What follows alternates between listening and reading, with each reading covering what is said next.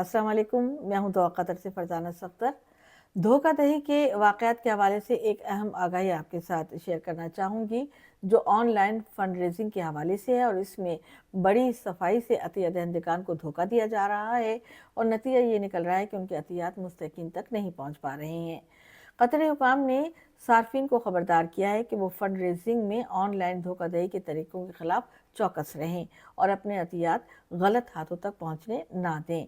اس سلسلے میں ایک مشترکہ سوشل میڈیا پوسٹ میں، جس میں Qatar central bank, national cyber security agency, وزارت داخلہ اور Qatar financial centre regulatory authority شامل ہیں، ان اداروں نے عطیہ دہندگان کو نشانہ بنانے اور غیر قانونی طور پر فنڈز اکٹھا کرنے والی دھوکہ دہی کی اسکیموں سے بچنے کے لیے چند رہنما تجاویز شیئر کی ہیں، جن میں پہلے نمبر پر یہ بتایا گیا ہے کہ آپ اپنے عطیات صرف سرکاری اور تسلیم شدہ خیراتی تنظیموں کے ذریعے ہی جمع کروائیں۔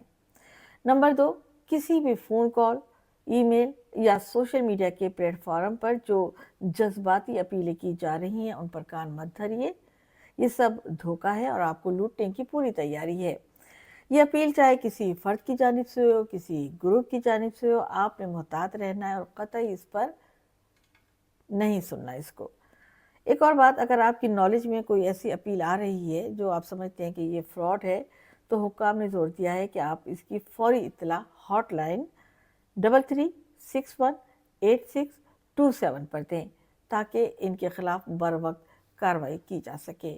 اور ایک بات اہم، اور وہ یہ کہ یہ ہمارا اخلاقی فرض بھی بنتا ہے۔ مجھے سننے کا بہت بہت شکریہ۔